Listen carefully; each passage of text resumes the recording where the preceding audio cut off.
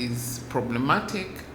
It's difficult for a lot of people to access the visas to go to a lot of those conferences. And so the conference in Nairobi is accessible to a huge majority of the African, from the African countries. And that's something that we celebrate, but also the diversity that we spoke about earlier on, even in the workshops and the coalitions that are being formed, it is across the board. The online activities are also very diverse. So that's something that we want to celebrate.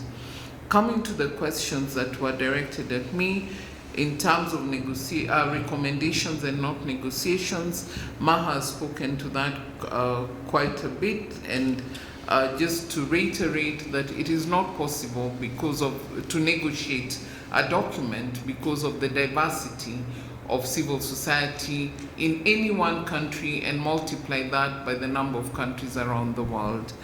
And so we also don't want to preempt the recommendations. The workshops that are going to be held on the first day and the Impact Coalition convenings on the second day will come out with their own recommendations. Nudara said that we have youth reporters who will be going around collecting those recommendations, which we will include in our co-chair's summary of the conference. And so we are open to seeing what comes out of those workshops. We're not preempting the discussion in any way. So there may be recommendations which we will review, but we cannot have a negotiated set of recommendations from this conference for the reasons that we've already mentioned. Nadar? Thanks, Sandra. I think Carol has already started to answer, Patrick, your question. But just to say, let's be very clear about a couple different moving pieces here, right? So workshops are having discussions, may produce recommendations, as we discussed. Impact coalitions are about implementation, next steps, action. There may be some recommendations within there, right, that they hope to action on, but it will be focused on implementation, bringing together conveners. So the outcome of impact coalitions may not necessarily be a recommendation document, but rather a work plan for how they propose to take specific reforms forward that we see in the Pact for the future. So anything that's coming out of workshops, you can see the list of workshops on the website, you can see what themes they're about, but as Carol mentioned, we're creating and convening a space. We're not preempting anything here of what we would expect to see from certain constituencies. I think that's the point of the conference. In addition to what Sandra mentioned about things being available online, I will also say, if you aren't able to physically join us at UNON campus, the plenaries will be live streamed on UNWeb TV. We'll be using social media to engage. There is the online workshops program. There's several ways to engage with the conference online if you're not physically there with us in person. You can do so by getting your most up-to-date information by subscribing to the DGC Civil Society newsletter. The link to that is also on the website. Thank you, Nadara. Some more questions? Yes? Hi, my name is Leah Koth, and my question is directed to anyone who can answer. So my question is, what are the strategies that are being, what are the strategies that are being implemented to strengthen the capacity of civil society organizations? And you've also talked about inclusion. In terms of inclusion, what role is the civil society playing to promote gender equality in women and women empowerment? Because we find there are so many organizations, civil society, but not everyone is being included. And inclusion is a big part of joining the fight in confronting the government. So what is your take on that? Thank you. Anyone can answer. And I'll ask Carol and Nadara to take that one, but if we can get the question from. Okay, my name is Adam Alkali from the African News Page. I wish to begin by thanking the UNDGC and its partners such as C4UN for bringing this conference to Africa. Indeed, like you have said, when these kind of conferences happen in the global north, in New York and other perhaps European cities, it's difficult to access this kind of visa alone. For many of us, American visa is a nightmare. So I wish to begin by commending, the UN and its partners, for bringing this to Africa. And I wish to say, my question is, are we going to see more of this kind of convening happen in the global south, including in Africa in particular? Because the issues being discussed in this kind of conferences, issues that affect the global south. So it's only right and natural that these issues are discussed where people from these parts of the world are able to access. In the principle of the SDGs, which says we should leave no one behind, and in the principle of inclusivity. So my question is an open question which could be referred to anyone. Are we going to see more of these kind of conferences happen in the global south, including in Africa? Thank you.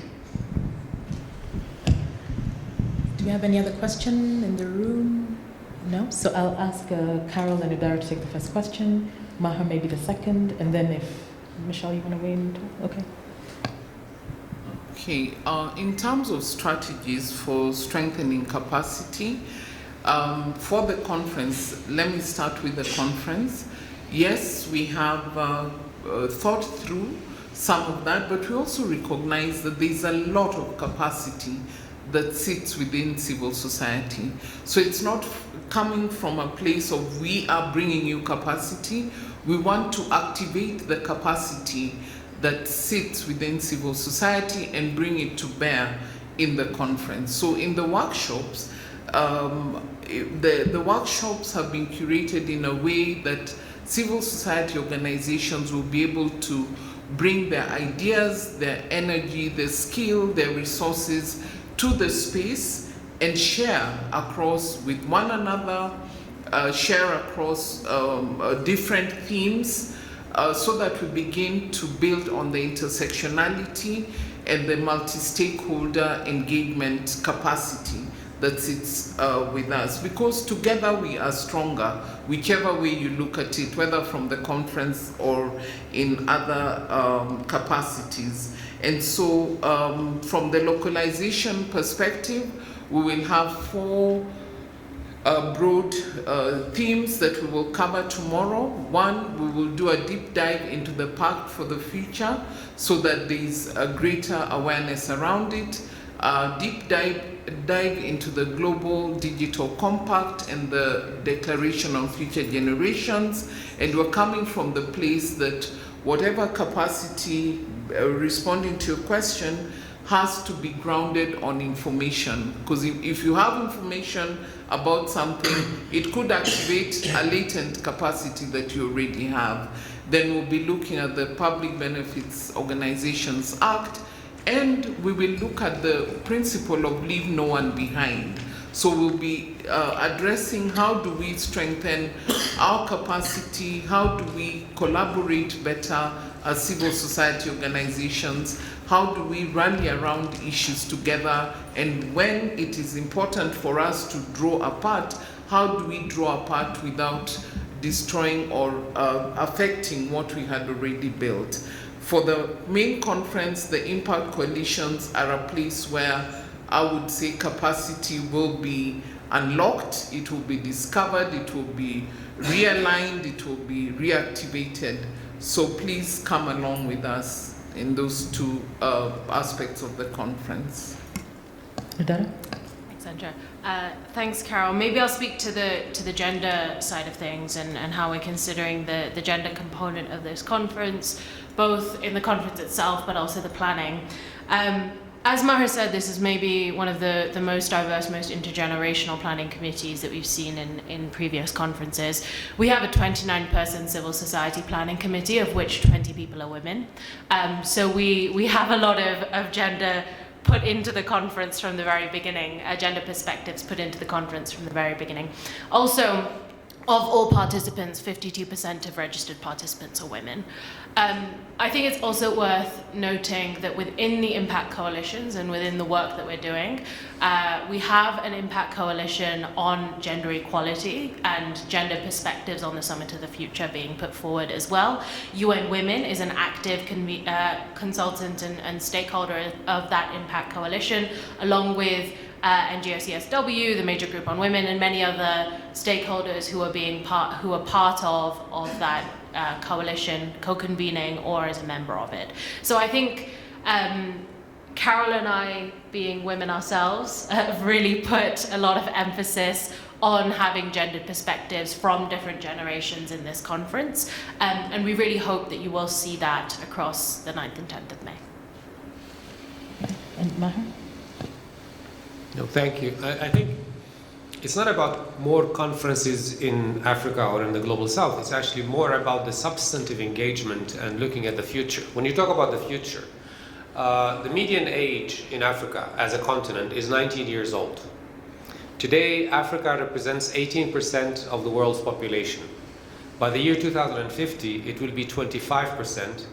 By the end of the century, 40% of the world's population will be living in Africa.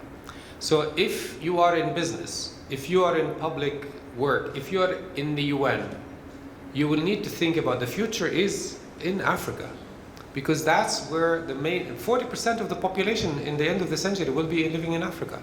So the capacity for growth, the capacity for the innovation is endless. And I think anybody who is self-interested in the long term needs to look at Africa as a continent of hope and a continent where opportunities need to be exploited and not be beholden by the images from the 1960s and 1970s and so on. So I think there is a lot of potential in that. Organizing a conference or any event costs resources.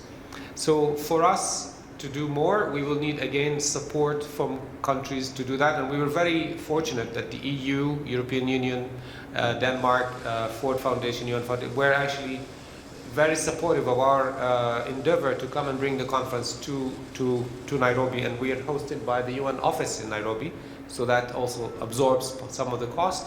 Similarly, it's not just about the cost of the conference. Part of the funding that we have raised is also to, even though the conference is in Nairobi in Kenya, the visas might be easier, but still a lot of civil society and local communities, local NGOs need even a train ticket or a bus ticket or a flight to come to here. So we have dedicated that, we have committed to funding speakers and leaders of the conference. We have also mobilized funding from the Open Society Foundations and the SDG Action Campaign to our NGO partners to bring more people and to cover their costs of attending. So it takes a village to organize a conference, and I think everybody needs to come to the table with an open mind. And I think looking at, let's hope on Friday we will do lessons learned and where next. It's been a very difficult 3 intensive months. Hopefully next time we'll have a longer period to organize one. Thank you. Thanks. Michelle, anything you want to add? And then we'll close out. Maybe just very quickly. I mean, just first of all, to kind of assure you of this Secretary General's enormous commitment to doing more of this and to kind of pushing as much as he can for a multilateralism that includes and hears civil society voices much more systematically. As Maher said, these things don't happen by themselves, and we're at a difficult moment in international cooperation in general. We see a lot of member states withholding their assessed funds for the UN. And I mean that in some respects is a sign of how much member states trust each other and really want to invest in international cooperation.